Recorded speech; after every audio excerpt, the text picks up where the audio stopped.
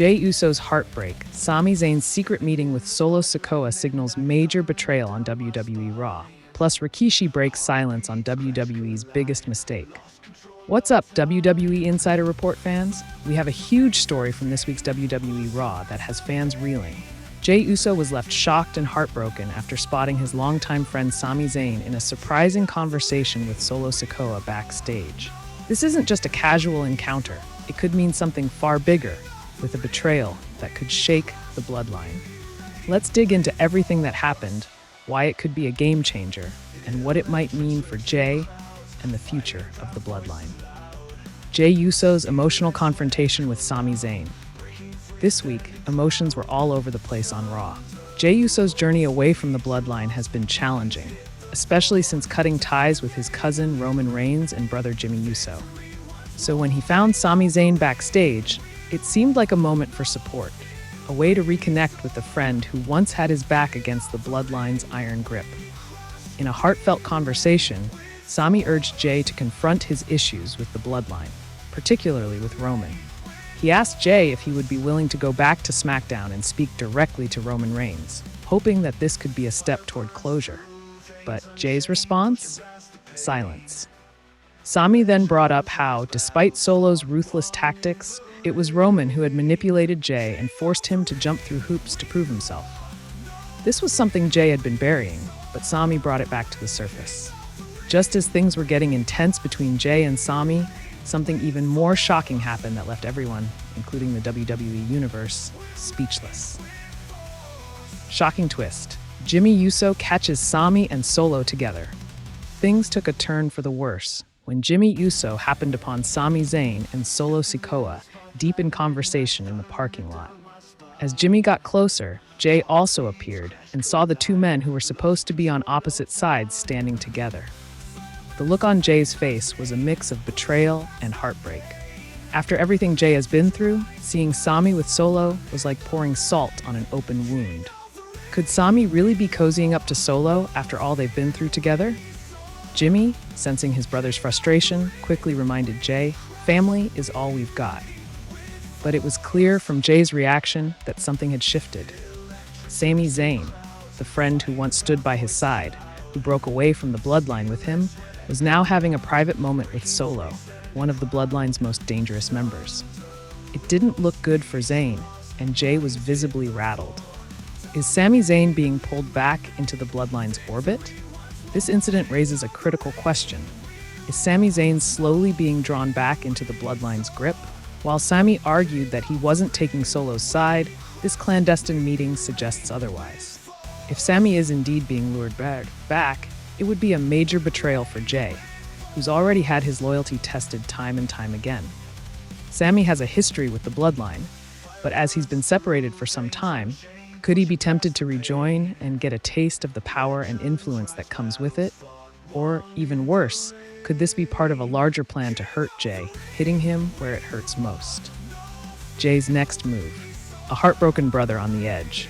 For Jey, this isn't just about a friend meeting with an enemy. It's a breach of trust. He sacrificed so much to find his own path, and seeing Sami in what looks like an alliance with Solo could push him to a breaking point. If Jey can't trust his closest friend, where does he go from here? Rikishi breaks silence on WWE's biggest mistake, ending Jey Uso's IC title reign too soon. Jey Uso's brief reign and a painful defeat. Just weeks ago, Jey Uso achieved one of his biggest career milestones, winning the Intercontinental Championship and stepping out of the Bloodline's shadow. But in a surprising twist, Jey's reign ended in just 28 days on Raw, losing to Braun Breaker. The Bloodline once again meddled in Jey's business, with Jacob Fatu launching a sneak attack on him while the referee was distracted. This interference allowed Breaker to deliver a devastating spear, snatching away the championship. For fans, and especially for Rikishi, Jey's abrupt title loss felt like a missed opportunity. The Samoan wrestling legend opened up on his Off the Top podcast, sharing why he thinks WWE made a colossal error by ending his son's title reign too soon. Rikishi speaks out. This was WWE's biggest mistake. Rikishi didn't hold back his disappointment. It was way too soon, he began. If I'm the promoter, I'm only going to speak business-wise. Jey had finally gotten his flowers with the belt he earned and deserved. In his eyes, WWE should have given Jey the time to build his reign, as it was only the beginning of something fans were ready to rally behind. Rikishi emphasized that his critique wasn't just about family loyalty. He was speaking as a promoter who understands the wrestling business. In his view, Jey's character, the Yeet Master, is hugely popular and generating some of the hottest-selling merchandise right now.